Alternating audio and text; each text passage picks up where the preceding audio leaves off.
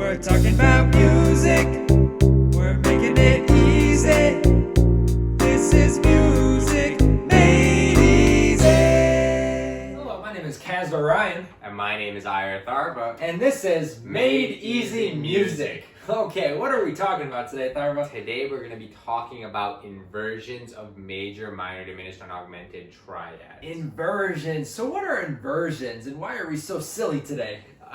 Inversions are just the same chord spelled in a different order. Exactly. Similar to how we said our names in a different order. We took our first name, kind of stacked it on top of our last name or put it after our last name. And we took our kind of show, Music Made Easy, and kind of switched up the order. That's kind of how inversions work. So we already learned an inversion actually. We learned the root position inversion. It's not technically an inversion because we're not changing anything, but root position. We learned that first position when we were talking about triads.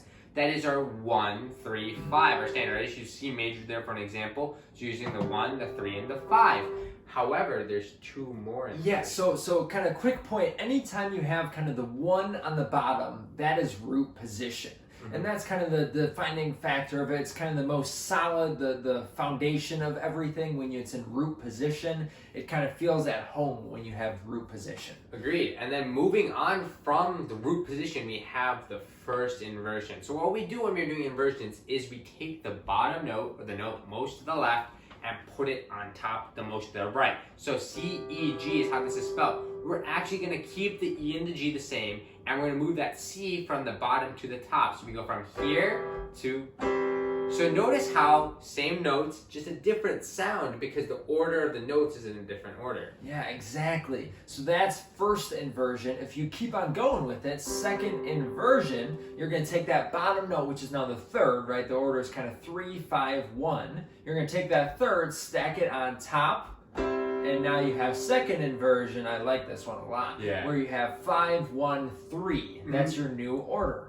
And the reason there's no another inversion is because when you put the G on top of the 5 on top, you're back in root position. So this can be done with every single triad we have learned so far. And a quick kind of connection real quick, and this will be fun. If you look at our shirts, you see it says Music Made Easy, right? If you think of music, that first word as the 1, made, that second word as the 3, and easy as the 5, we got a triad on our shirt right here. Exactly. And that's what we did at the beginning of the video when we said Made Easy Music. We kind of put it in first inversion where we took music, put it at the top, and now we have 3, 5, 1.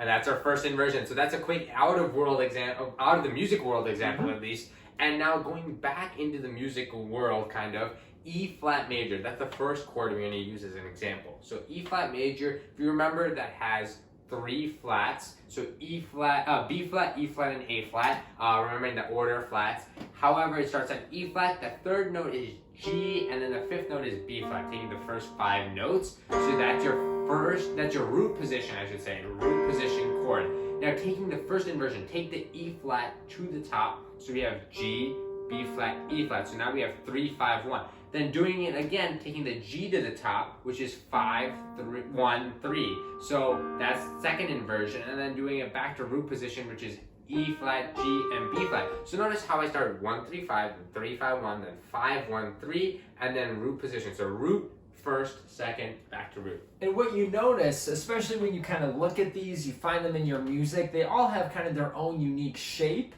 And when we went over intervals, it's very important because when we look at a normal root position, triad root position chord, they're all stacked in thirds, right? But then it changes when you invert it. For example, when Atharva played G, B flat, E flat, that first inversion, we now had a third on the bottom and then a 4th on top. So in other words, maybe more simple, we have kind of 2 closer notes and then a farther note. Right? That's another way of thinking. That's a very good. And then the thing changes again where we have a 4th on bottom and then a 3rd on top to finish second inversion. Then we go back to only thirds. Exactly. So we're going to go through more examples here with minor next and kind of be mindful of the shape it creates when you see it on screen and kind of take note of maybe the interval between each note. That's a key to kind of defining factor of the inversion. So let's take a look at F minor. So we have F minor. If you remember, let's take a look at just the first 5 notes of F minor. we have F, G, A flat, right? That flat 3 from the major scale, B flat, and C. So we're taking the 1, 3, and 5 scale degrees. We have F, A flat, and C. So that's root position.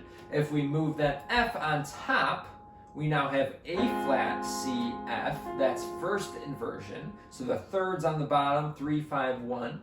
And then we take that third, move it on top. We now have second inversion with C, F, A flat, 5, 1, 3.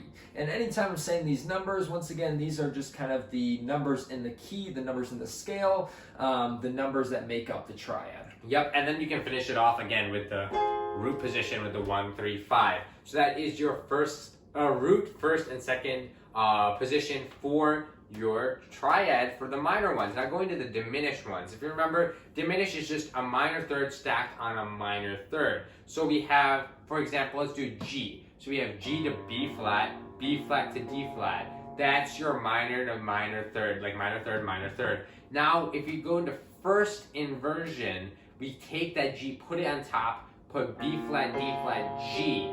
Notice the distance. So two close one and then a far one. And then again, now making the far one right here, D flat, G, B flat, putting that flat 3 up top, and then doing it again to get back to root position, G, B flat, D flat. So those are your 3 inversions, or 3 positions I should say. How they highlight each different chord, or each different note I should say, chord tone, in their inversions respectively. Exactly. And one more, right, we went over augmented last time, so we're going to discuss augmented inversions. So let's take A. A augmented, we have the notes A, we go up a major third to get C sharp, and then go up another major third to get E sharp, right? And E sharp is the same way as thinking of F, right? We went over kind of the enharmonics and how E up a half step is just F. So A, C sharp, and E sharp, right? So that's our augmented sound. And we can think of those as the 1, the 3, and the 5 scale or chord degrees. So take that A, that first degree, put it on top. Oh, very nice. Now we have C sharp, E sharp, and A. So that's first inversion. Do that one more time. Take that bottom note, put it on top. We now have E sharp, same as F, A, C sharp. And then if we do it one more time, we get back to where we started with A, C sharp, and then E sharp. So those are the different inversions for augmented. So just a recap of today's video, we talked about what inversions were. They're just the same notes in a different order. We showed you an example with our shirts. If that helped, I did go back and watch that so you can maybe understand it a little better. And then if you wanted to, we had 4 examples for the major, minor, diminished, and augmented triads where we talked about the different inversions, how they appear. So it's root, first position, and second position, and that's kind of the way it goes, I guess. Exactly. Yeah, and the whole point of inversions is just to kind of spice up your music a little more, not have it as basic as just having root position every time. So this is great. Maybe you'll notice inversions in your music when you're playing. If you want to compose your own music, maybe you'll kind of think about doing different inversions. They appear a lot, all throughout music. And they're really kind of a fun sound, and each inversion changes it in its own unique way. For sure. Thank you guys for watching. If you guys have any questions, please leave them down in the comment section below. As usual, like and subscribe, guys. Thank you guys so much. Awesome. Thank you. Have a great day. Bye, guys. We're talking about music.